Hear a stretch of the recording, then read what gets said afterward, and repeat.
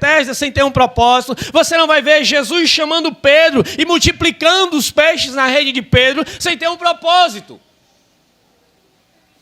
Tudo na sua vida tem que ter um propósito atrelado à divindade que se chama Jesus.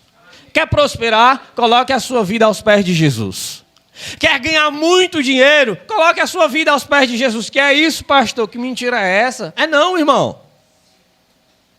Quer virar um doutor, um advogado? Coloque sua vida aos pés de Cristo. E coloque os seus sonhos e os seus projetos na presença dEle. Quer ser grande? Quer que as pessoas te conheçam? Comece a andar com Jesus que você vai ver a diferença. Que é isso, pastor? O senhor está mentindo. Quem foi Daniel, irmão, no Antigo Testamento? Daniel chegou como um escravo e passou a ser considerado um dos homens mais considerados do reinado de Nabucodonosor. Não bastasse o reinado de Nabucodonosor, depois veio o reinado dos persas, dos medos e dos persas, e também foi considerado. Agora por quê? Porque a sua promessa estava atrelado, ou o que ele queria, o que ele desejava, estava atrelado à sua promessa. O problema da grande maioria hoje é que quer ter um negócio, quer ser alguém, quer ter dinheiro, quer ser grande, quer ter status, mas coloca Jesus de lado e diz assim, não, eu vou crescer, então vou deixar um pouquinho Jesus aqui. Esses, tudo bem, mas o pior, aqueles que querem usar Jesus como um meio de crescimento, para mim esses são os piores. Que acha que Cristo é todo um motivo de barganha. Para esses é como se eles fossem parecidos com Judas. Deixa eu vender Jesus, porque eu sei que ele não vai morrer. Eu vou usar o dinheiro para o ministério. Deixa eu vender, porque tudo é um grande negócio. Cuidado, irmãos. Cuidado. Porque a graça, e é isso que nós vamos falar, ela tem um fim. E ela acaba no dia que Jesus Cristo voltar. Amém? Bata a palma para Jesus, porque Ele é digno de toda honra, digno de toda glória. Nessa noite eu queria falar com você e tratar com você a respeito de graça. Amém? Glória a Deus. Abra sua Bíblia, juntamente comigo. Lá no livro de Atos, no capítulo de número 16, no versículo de número 31.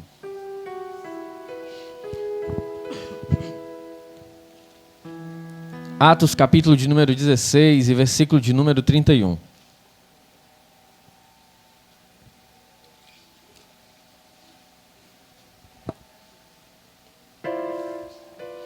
Atos 16 e versículo de número 31.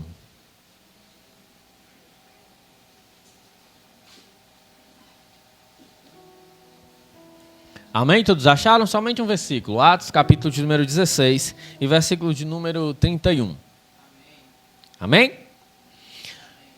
O texto diz assim, olha, e eles disseram, crer no Senhor Jesus Cristo e serás salvo, tu e a tua casa. Amém? Sente glorificando, batendo palma para Jesus, porque Ele é digno de toda honra e digno de toda glória.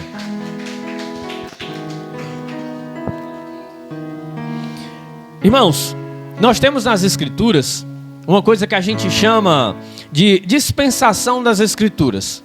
E nessa dispensação das Escrituras, a gente encontra, de certa forma, 6 eras.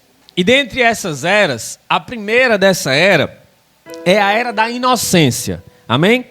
A era da inocência, ela se inicia com a criação do homem e termina com a sua queda e seu julgamento. Isso acontece lá no jardim, lá no livro de Gênesis. Amém? Os irmãos estão me acompanhando? A primeira era é a era de quê? Amém, irmão Cristiano ouviu, né? A primeira era é a era de quê, irmãos? Mais uma vez para a gente decorar. A primeira era é a era de quê? Glória a Deus, aleluia. Termina com a queda do homem, lá no livro de Gênesis. O homem cai, o homem peca e perde ali a sua inocência. Lá no livro de Gênesis, no capítulo 2, no versículo, e no capítulo 3. A segunda era é a era da consciência. Compreende entre a queda e o dilúvio. O homem reconhece o bem e o mal, porém decide pelo mal. A consequência é o dilúvio, o juízo de Deus. Os irmãos entenderam? A era da consciência. A era da inocência no jardim, chega-se na era da consciência. O homem sabe e entende o que é o bem e o que é o mal, porém opta pelo mal. Observe que há uma decisão, uma escolha, não é uma imposição. É uma escolha. O homem decide o quê? Optar pelo mal. A consequência de optar pelo mal é o quê? O juízo de Deus. Amém? E o juízo de Deus acontece com o dilúvio. Gênesis no capítulo 3, no versículo 7 até o capítulo 7 e o versículo 11. A terceira era é a era da autoridade humana, onde o homem se engrandece. Abrange o tempo entre o final do dilúvio até a construção da Torre de Babel. Gênesis capítulo 9, versículo 11 até o capítulo 8, até o capítulo 11 e versículo 8. A era da autoridade humana. É onde você vai ler e você vai ver textos na Bíblia que diz que na terra havia homens grandes, não em estatura, mas em conhecimento, né, em sabedoria, homens que eram tidos como homens grandes, grandes guerreiros que viviam naquela época. A quarta era é a era da promessa. Começa com a promessa a Abraão, que Deus outorgou, exigindo em contrapartida a fé, a era da promessa.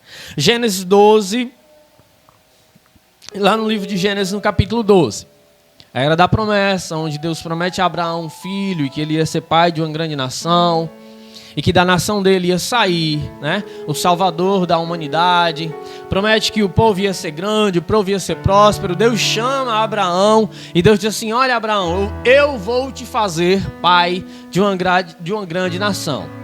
Olha para o céu e vê as estrelas. Tu pode contar, Abraão? Não, eu não posso contar, Senhor. Pois bem, pois a tua descendência será como as estrelas.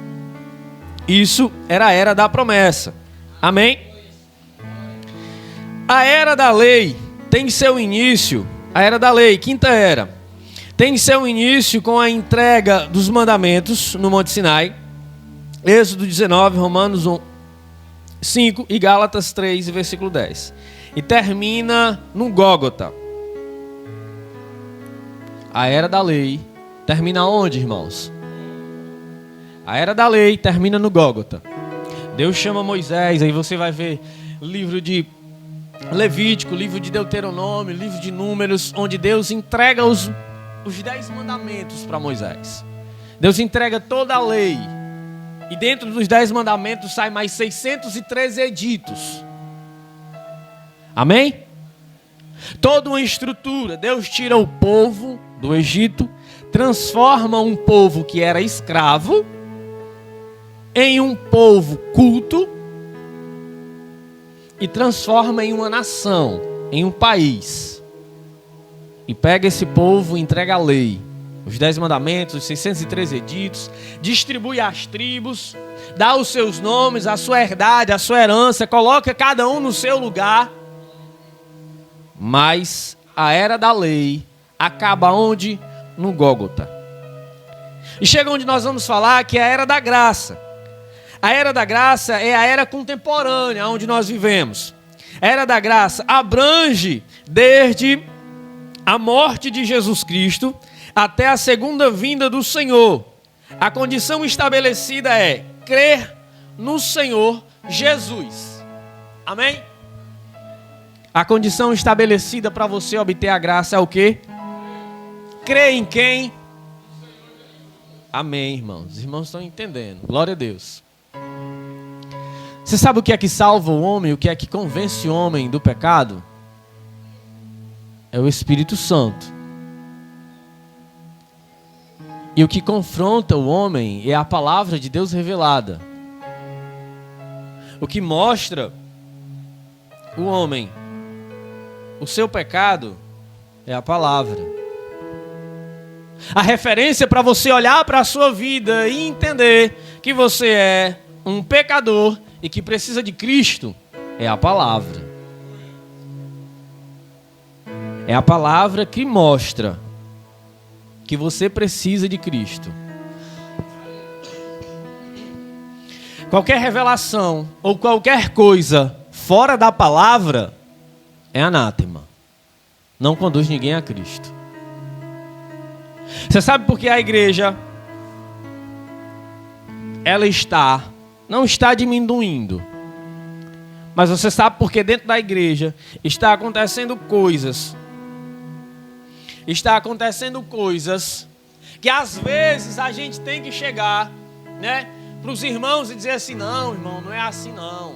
Aí a pessoa vai dizer: mas pastor, a pessoa foi lá e pregou assim. É porque não leu a palavra, não ouviu a palavra, não absorveu a palavra, não amou a palavra,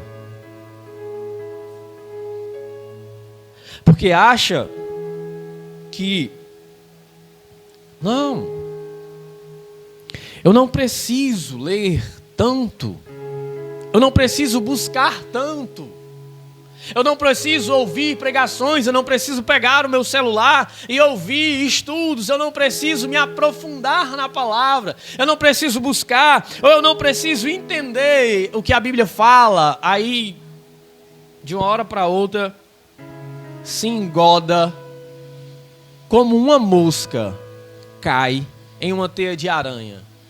Aí é tudo que o inimigo quer. Aí você vai ver pessoas que não têm força. Aí você vai ver pessoas que não têm força de vir para a igreja, porque ouviram pregações e pessoas dizendo: não precisa ir para a igreja. Ou não buscaram a graça de Cristo. Amém? Ame a palavra de Deus, irmãos. Se você não gosta de ler, bote um vídeo, bote um áudio.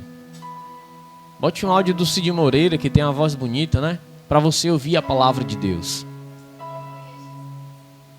Porque a palavra de Deus, através da graça, ela é revelada a mim e a você.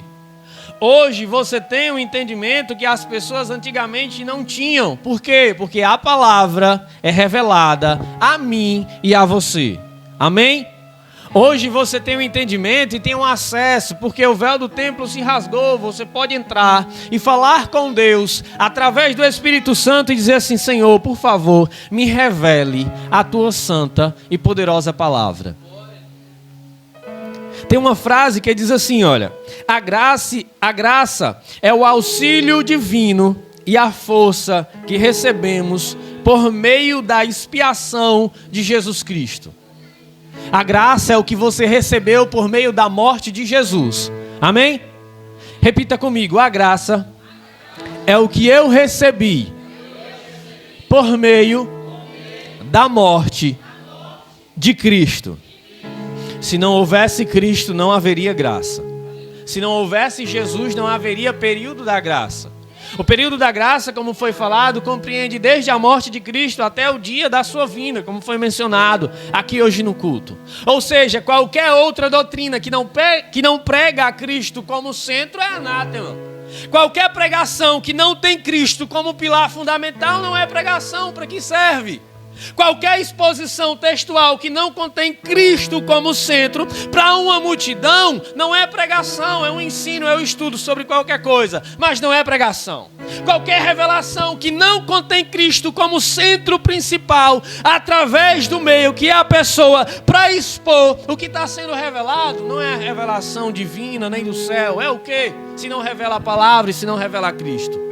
Qualquer coisa que vem de alguém que não fala de Cristo para o crescimento de outra pessoa não vai servir. É como se você assistisse o jornal. De que ele serve o jornal? Só para coisas triviais. Mas o jornal muda a sua vida? Não. Os 10 mandamentos mudam a sua vida? Muda? Não. Não muda. Só quem muda é Cristo. É uma instrução. Se os 10 mandamentos mudassem a vida de alguém, Jesus ele não tinha olhado para os escribas e para os fariseus e teriam dito: vocês são hipócritas. Vocês são hipócritas. Se a religiosidade, entre aspas, falando, mudasse a vida de alguém, Jesus ele não tinha olhado para aquele jovem rico e teria dito para ele: olha, tu não já faz tudo? Pois bem, vende tudo que tu tem e tu segue-me. Se seguir a lei ao pé da letra, mudasse a vida de alguém, aquele jovem lhe teria dito: amém, Senhor. A partir de hoje eu sou um discípulo teu. Porque era conhecedor da palavra. Não é por meio da obra, irmãos. Primeiro ponto, como obter a graça? A graça direta. Ainda tem isso, porque entenda, nós partilhamos de algo que se chama graça direta e graça indireta. A graça indireta é o que todo mundo conhece, porque se você for lá fora e perguntar se alguém conhece Cristo, eles vão dizer: sim, eu conheço, é aquele que morreu na cruz. Se você for lá fora ou for em qualquer outro lugar e perguntar a alguém: você conhece Jesus? É, eu conheço, né? Aquele que foi crucificado? É. Aí ele vai dizer: ele disse que a gente tem que amar o próximo, né? Por isso que eu procuro manter a minha vida ali regrada. Às vezes eu tento fazer o bem. Essa é a graça indireta que todos conhecem. A graça direta é aquela que te salva. Atos capítulo 16, versículo 31 e João, versículo de número 14 e versículo de número 6. É aquilo que te salva. A graça de Cristo. É aquilo que te leva para o céu. Amém? Só que você só consegue essa graça se o quê? Se você aceitar Jesus Cristo como um único e suficiente Salvador. E você tem que crer nele. Crer de todo o seu coração. Amém? João capítulo 1, versículo 14 vai dizer assim, olha: e o verbo se fez carne e habitou entre nós, cheio de graça e de verdade, e vimos a sua glória como a glória do unigênito do Pai. Quem é que é cheio de graça? Cristo. Você só consegue obter graça de quem? De Cristo. Amém? Segundo ponto diz assim, ó: o que a graça proporciona? A graça, ela proporciona perdão de pecados. A graça, ela proporciona reconhecimento dos seus erros, mas ainda assim perdoados, sem necessidade de pagamento. Efésios capítulo 2, versículo 8 e 10. Eu vou ler com os irmãos essa referência porque é muito bonita. Lá no livro de Efésios, capítulo 2, versículo 8. Vamos procurar aqui para a gente estar lendo.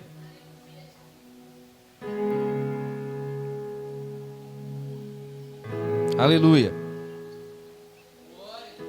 Efésios capítulo 2, versículo 8. O texto diz assim, olha: porque pela graça sois salvos, por meio da fé, e isto não vem de vós, é dom de Deus. Não vem das obras, para que ninguém se glorie, porque somos feituras suas, criados em Cristo Jesus, para boas obras, as quais Deus antes preparou para que andássemos nela. Pastor, e o que é que o senhor quer dizer? Eu quero dizer para você, irmãos, que nesse ponto, você tem que ser auto-reconhecedor do seu erro e do seu pecado. Você tem que reconhecer que você precisa de Cristo. Por que a humanidade se perde? Por que quem está dentro da igreja se perde? Porque não ama a Cristo. Aí eu te faço uma pergunta: qual tem sido o grau do teu amor por Cristo? Porque não é pelo que você faz. Não é pelas suas obras que você alcança graça e alcança salvação. Mas qual tem sido o tamanho da tua fé que tu tem empregado em Jesus? Ou será que a tua vida está tão cheia de tantas coisas que não há tanto tempo assim para empregar fé e crença naquele que pode te salvar? Amém? Terceiro ponto diz assim, ó, a era da graça finda na segunda vinda de Cristo. Em contrapartida, quem não crê e quem não participa da graça, pastor, me explique melhor, é aquele que não aceita Cristo. Os irmãos estão compreendendo? É o crente que diz que é crente, mas não é crente. É o ímpio que está lá fora. É aquela pessoa que sabe o que deve fazer, mas não faz. É aquela pessoa que Deus diz assim, que Jesus disse, olha, você tem que amar o próximo, mas não ama. Porque não foi transformado, não tem parte da graça. É aquela pessoa que fala em línguas no culto de domingo, mas quando é na segunda-feira está chamando palavrão. Não partilha da graça, não é convertido. É aquela pessoa que fala da vida de todo mundo, mas diz que é crente, não é crente. Quer dizer, pode até ser crente, porque crente até o diabo é, né? Mas não partilha da graça. Quando o crente ele partilha da graça, ele tem um conceito tão grande, irmão, do que é amor, que quando alguém chega para ele para dizer assim, rapaz, mas você viu como fulano não presta, ele diz assim, irmão, vamos analisar a circunstância. Vamos ver o que foi que aconteceu para a gente poder dar uma opinião formada. Você viu? Você soube? Irmãos, quem partilha da graça ama o próximo. Quem partilha da graça, quando alguém diz assim, olha, o fulano está sem comida em casa, aí o coração chora.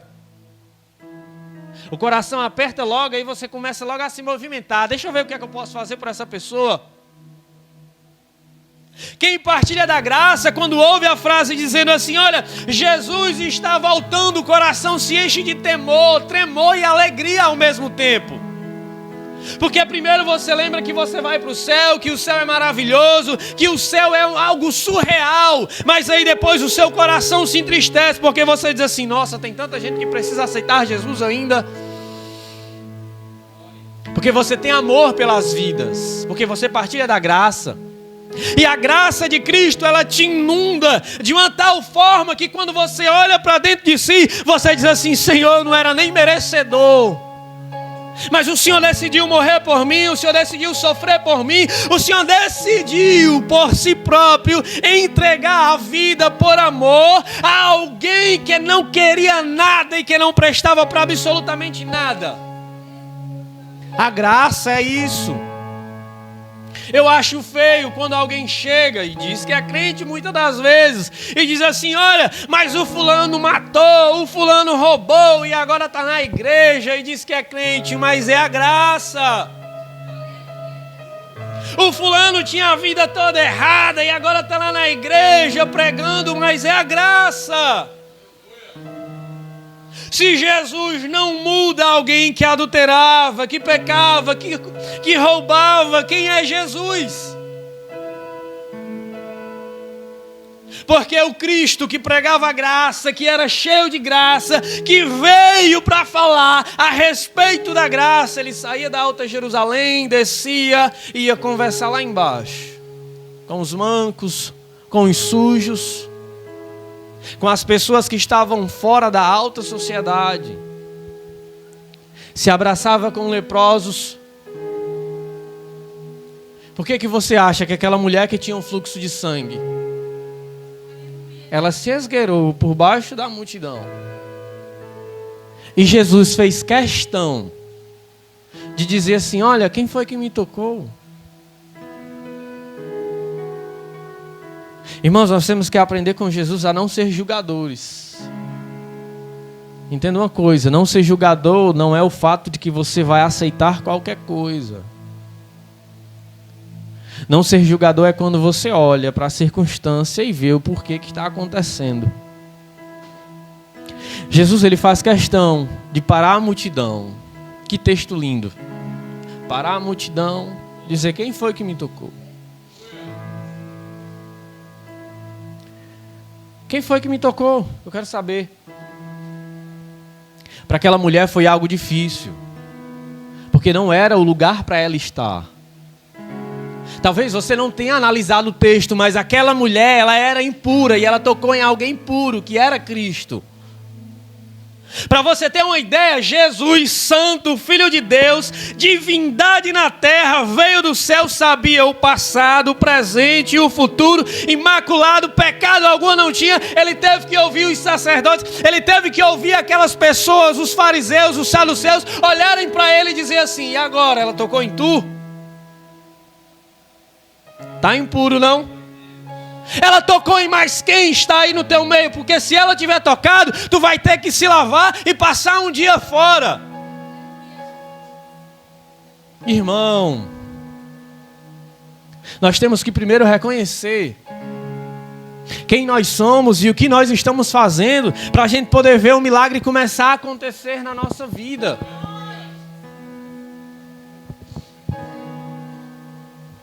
Aquela mulher, ela teve que enfrentar o medo. Aquela mulher, ela teve que enfrentar a incerteza de que ela poderia ser julgada pelo seu ato. Sabe o que é que eu entendo com isso? Em contrapartida, a fé, ela expressa para nós a gente lidar com a incerteza. A crença fiel e verdadeira no que é incerto, no que a gente não vê. É a gente ter a certeza e a convicção de que vai acontecer. A gente pode não estar vendo, pode até não estar compreendendo, mas a gente dizer assim: não, Jesus, ele está no controle, eu acredito que vai acontecer. Eu posso não ter agora, eu posso não ter no momento, mas eu entendo que Jesus, ele vai prover. Pode estar morto, pode estar fedendo, as pessoas podem até estar dizendo que não tem mais solução, mas se Jesus disse que ele vai ressuscitar, ele vai ressuscitar. Partilhar da graça é ter a certeza de que você convive com alguém que é santo e que é cheio dela. Se você tem alguém ao seu lado que é cheio da graça, por que você vai negar a graça que é fiel e verdadeira e não te custou nada para quem está do teu lado? Não faz sentido. Não faz sentido você olhar para alguém e dizer: não, não merece a graça. Como os judeus diziam: Senhor, nós precisamos de Ti. E o Senhor está lá do outro lado, curando quem não é judeu. Jesus, nós precisamos do Senhor aqui em Jerusalém para libertar Israel. E o Senhor está conversando com prostituta. E o Senhor está conversando com coxo. E o Senhor está curando pessoas lá do outro lado, lá em Gadá. Não tem nada a ver com o nosso povo. O Senhor está conversando onde tem pessoas cheias de seitas e heresias. O Senhor está lá ensinando. O Senhor está indo curar lá em um tanque onde as pessoas não estão lá nem buscando Deus, porque isso não era um mito. Aí Jesus está lá. Jesus entra no meio, onde as pessoas não prestam. Mas ele não vai para buscar qualquer um, não. Ele vai para buscar o escolhido. Entenda, quando você ouvir um testemunho e dizer assim: olha, o fulano roubava, o fulano matava, ou a fulana se prostituía, não é de agora, é porque Jesus, ele tem um plano, é certeza, não é para todos. Não é para todos, infelizmente não é para todos. É só para aqueles que acreditam e para aqueles que creem na graça, que é fiel e verdadeira. É só para aqueles que se arrependem do seu pecado, porque em contrapartida, o não crer na graça já libera algo que é estarrecedor. Se você for ver aqui, olha, um ponto que eu analisei: quem não participa da graça está diretamente levado à condenação. Quem não partilha da graça, quem não aceita Cristo, está condenado aí o que, irmãos? Exatamente. Quem não crê em Cristo, infelizmente, a condenação é certa. Pastor, e tem meio termo para a gente analisar? Não tem meio termo. Quem crê vai ser salvo, mas quem não crê já está condenado, porquanto não creu no nome de quem? Jesus, Filho unigênito de Deus. João capítulo 3, versículo 18. E isso Jesus estava dizendo para Nicodemos, um dos sacerdotes, né? Que foi se encontrar com ele de noite, com medo de ser visto. A graça não é para aqueles que se esgueiram e se escondem, botam a Bíblia dentro de casa e dizem assim: eu não quero que as pessoas saibam ou as pessoas vejam que eu sou cristão. Em contrapartida também, a graça, para quem não tem a graça, não reconhece que é pecador. Romanos 1, 28. Romanos 1, capítulo 28. E isso é forte.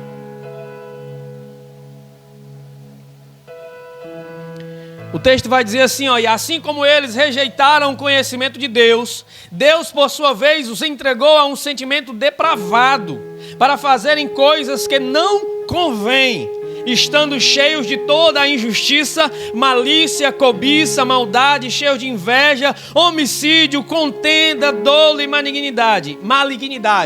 Deixa eu perguntar alguma coisa aqui para você. Você conhece alguém hoje na sociedade que é assim? Conhece, né? Não perca o tempo e nem gaste a sua graça com pessoas que não querem a Cristo.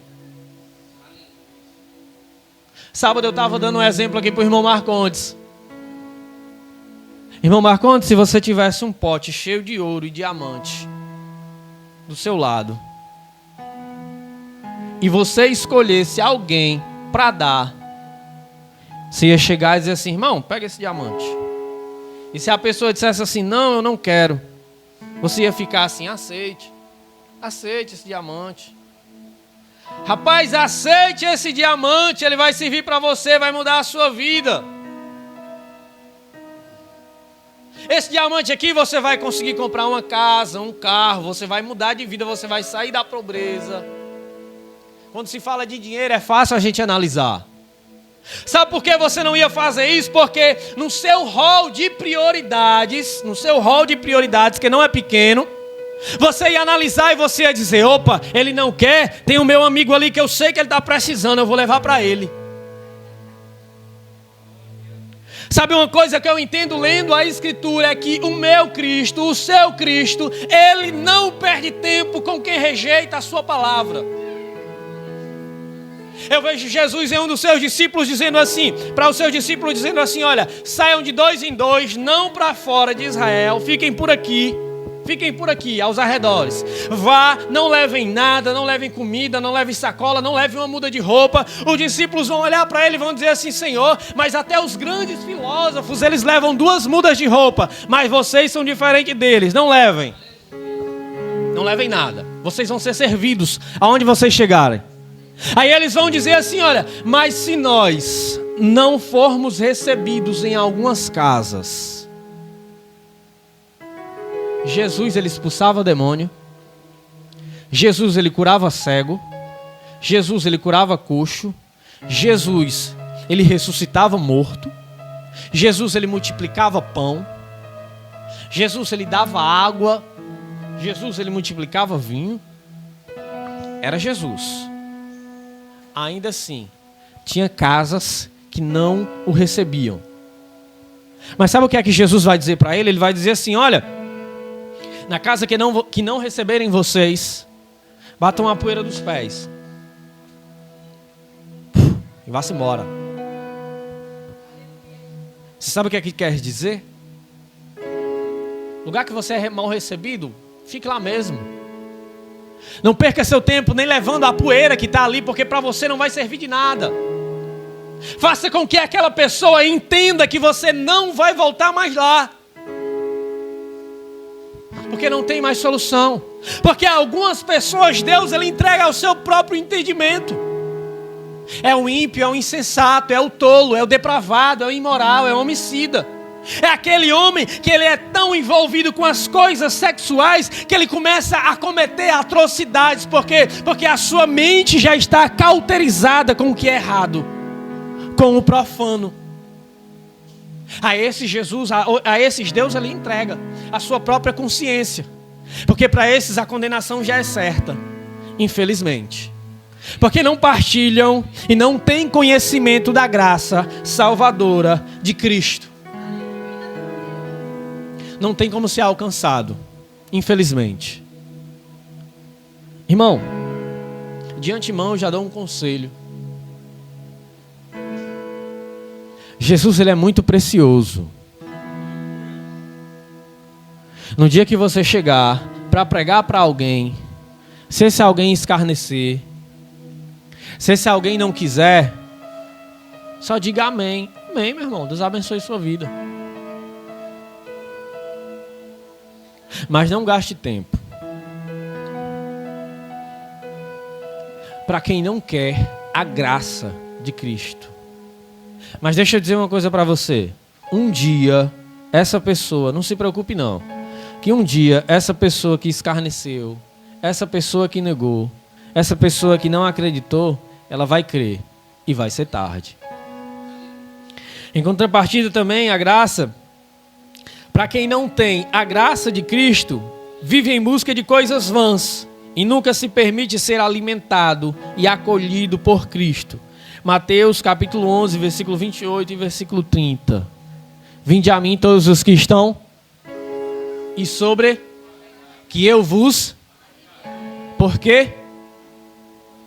O meu jugo suave e o meu fardo é leve.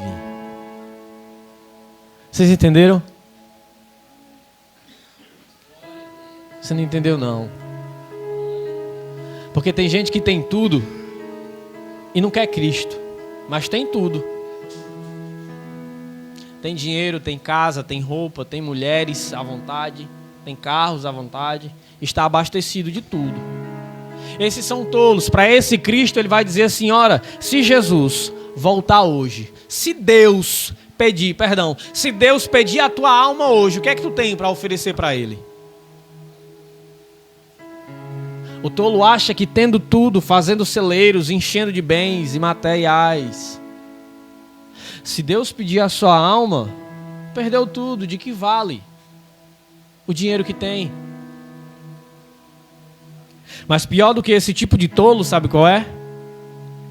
É o tolo que anda de cabeça baixa na rua, de ombros arqueados para baixo, e diz, olha, Jesus ou ninguém me ajuda, com a mão no bolso, ninguém olha para mim, ninguém ouve a minha voz, ninguém escuta a minha lamúria, ninguém cuida de mim, eu não tenho nada, eu não tenho comida, eu não tenho roupa, eu não tenho casa, eu sou um sem teto, eu sou assim, eu sou aquilo, eu não presto. Mas quando você chega para ele e você diz assim, olha, eu sei de alguém que pode mudar a sua vida.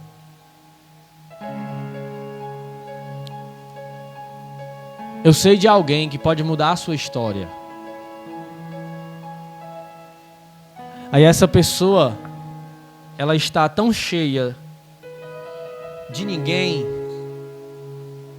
está tão presa ao seu ego perdedor, está tão presa ali à sua procrastinação e não querer mudar, e não querer nada a ser melhorado, que essa pessoa vai dizer assim, não, eu não quero não, eu quero comida, tu tem comida para me dar? Eu quero roupa, tu tem roupa para me dar? Aí tu vai lá e na tua cabeça tu pensa assim, não, eu vou fazer a obra, porque Tiago diz que a fé sem obra ela é morta. Aí tu dá a roupa, tu dá a comida. Aí passa uma semana, ela vem. Aí passa um mês, ele vem. Aí passa 2 meses, quando tu não deu mais, ele diz assim, não, agora eu não venho mais. Porque você não deu a comida. Porque você não deu a roupa. Porque você não ajudou com o dinheiro. E isso é um perigo, porque para esses, entenda, ouça. Para esses, sabe o que é que Jesus ele vai dizer? Quando Pedro começa a falar de Jesus e dizer assim, olha, o povo está querendo comida, o povo está começando a ficar desconfortável, o povo está começando a não entender mais o teu discurso. Porque o teu discurso está pesado, o teu discurso está muito carregado. e as pessoas estão indo embora. Aí Jesus vai olhar para Pedro e vai dizer assim: Pedro, se você quiser virar as costas e ir com eles, fique à vontade, você pode ir também. O reino do céu não é comida e nem bebida. Você sabe por que Jesus Cristo falou isso para eles? Porque Jesus Cristo já tinha multiplicado o vinho e Jesus Cristo já tinha multiplicado o pão e peixe. As pessoas estavam apertando Jesus, estavam dispostas, um povo faminto que precisava de comida estava disposto a observar e a ver a hora em que ele ia dar vinho, a hora em que ele ia dar pão e a hora em que ele ia dar peixe. Mas Jesus não veio só para isso. Ele não veio só para isso. Ele veio para pregar um reino que é cheio de graça. Um reino que é cheio de favor imerecido. Um reino que é cheio de amor, a qual a humanidade não compreende. Ele não veio para pregar doutrina, para pregar religião. Ele não veio para olhar para as pessoas e para dizer assim: olha fulano, tu veste calça ou tu veste bermuda. Ele não veio para olhar para as pessoas e dizer assim: não, tu não anda de camiseta ou tu anda assim. Não, ele veio para dizer: olha, você, é eu que quero você. Não é você que me quer não, porque o teu desejo é mau. Sou eu, Cristo, que quero você. Jesus, ele sai da onde ele estava, vai lá no tanque de Betesda, atravessa por todos os enfermos, por todos os doentes, olha no olho daquele homem que estava lá há mais de 38 anos enfermo, e ele diz assim: olha, é você que eu quero conversar hoje com você. Você quer ser curado ou não? Jesus, ele chega para Maria Madalena, quando ela chega bem pertinho dele, ele olha para ela e diz: olha, os teus pecados estão perdoados, agora tu vai e tu não peca mais. Em meio a muitos pescadores, porque se o mar não estava para peixe, não estava para peixe só para Pedro, para as pessoas que estavam ali pescando com Pedro.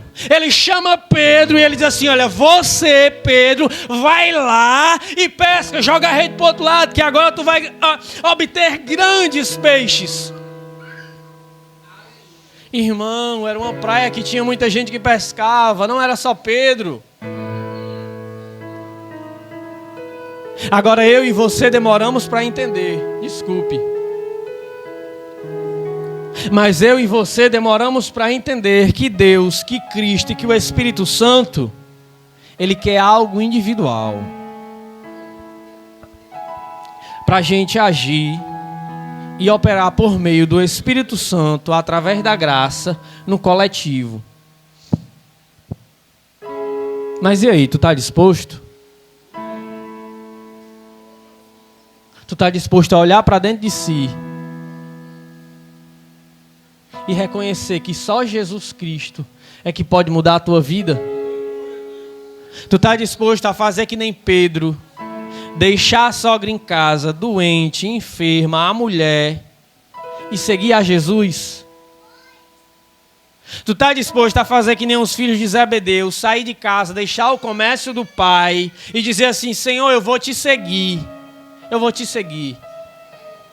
Tu está disposto a fazer que nem Paulo fez, deixar tudo para trás, por amor de Cristo, e mais à frente ainda dizer assim: Senhor, se eu desse o meu corpo para ser queimado, para ser pisoteado, ainda assim não pagaria o que o Senhor fez por mim?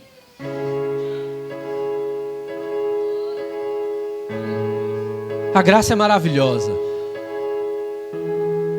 O problema é que tem gente que não reconhece, irmão Marcondes.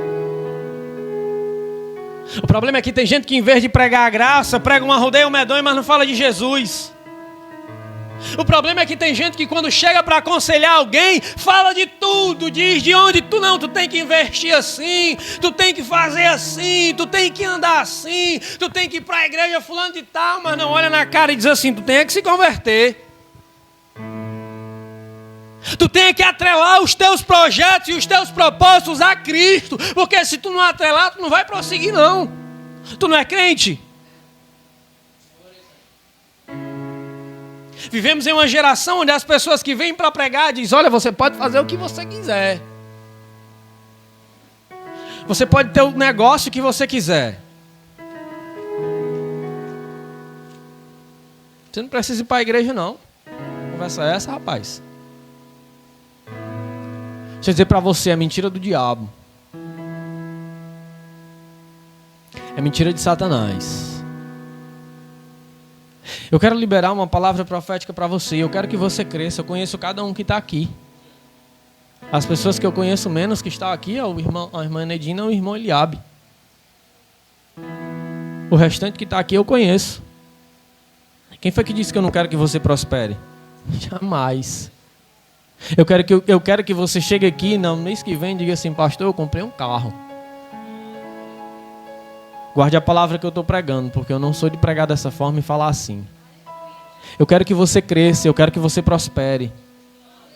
Eu quero que você ganhe, que as pessoas olhem para você e digam assim: olha, ele aí, eu sei que Deus ajudou ele a crescer. Deus, ele tem mais para fazer nessa casa e nessa igreja e nas pessoas que estão aqui. Pare de ficar correndo atrás do vento. Pare de ficar correndo atrás do vento. Pare de ficar correndo atrás de peixe se você está do lado de quem pode dizer assim: peixe, por favor, vá parar na rede do fulano. Aí o fulano está lá a noite todinha jogando rede, jogando rede, jogando rede. E Jesus está lá só olhando. E o fulano jogando rede, e se mata de um lado e se mata do outro. Mas se esquece de que está com Jesus do lado. Se esquece de dizer assim: Senhor, eu fui chamado para fazer a tua palavra. Eu preciso que tu me coloque na direção certa. Eu não tenho tempo para estar indo para a direita, correndo para a esquerda, para estar procurando. Eu preciso que tu me coloque na direção certa, porque eu preciso de tempo para pregar a tua palavra. Para de ficar correndo para o vento, irmão. Para de ficar gastando a tua força e o teu vigor, que é para pregar a palavra, para tu ganhar o teu pão, se tu está do lado de quem multiplica o pão. Oh, meu Deus.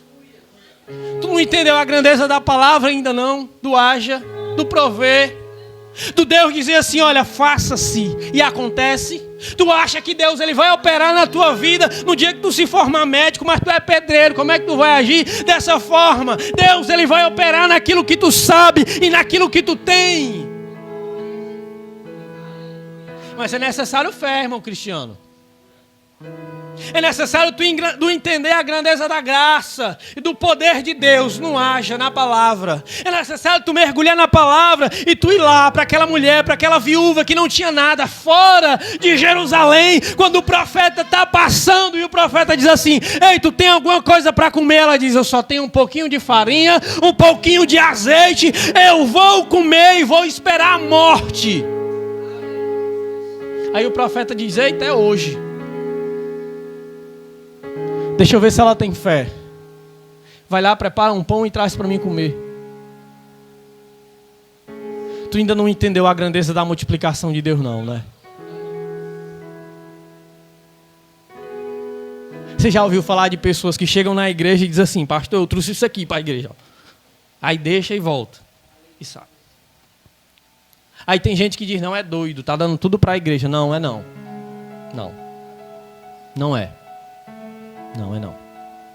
São pessoas que entenderam a grandeza de Deus. Às vezes você diz assim: vixe, o dízimo do irmão é tudo isso e ele dá todo mês. Não, não é doideira. Não, não, não. É entendimento da grandeza, da multiplicação de Deus. Aquela mulher, ela vai lá, prepara, traz para o profeta come, o profeta se alimenta e ela só olhando. Qual vai ser a hora que ele vai fazer alguma coisa? Não tem blá blá blá, não tem histeria, não tem coisa extraordinária, só tem uma atitude de fé. Qual é a tua prioridade? É Cristo?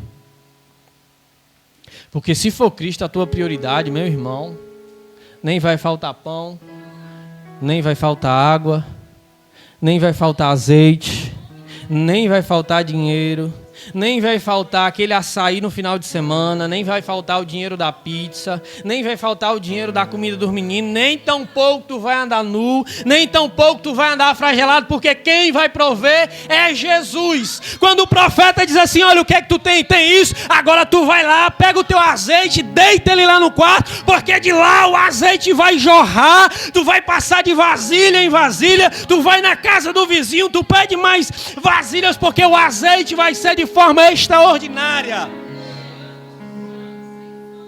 Eu queria que as pessoas que estivessem lá fora e que pregam acerca da multiplicação falassem no conceito e da esperança de fé.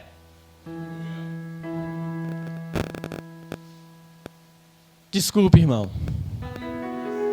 mas não tem multiplicação e não tem mudança de vida para quem não quer Cristo como centro. Fique de pé.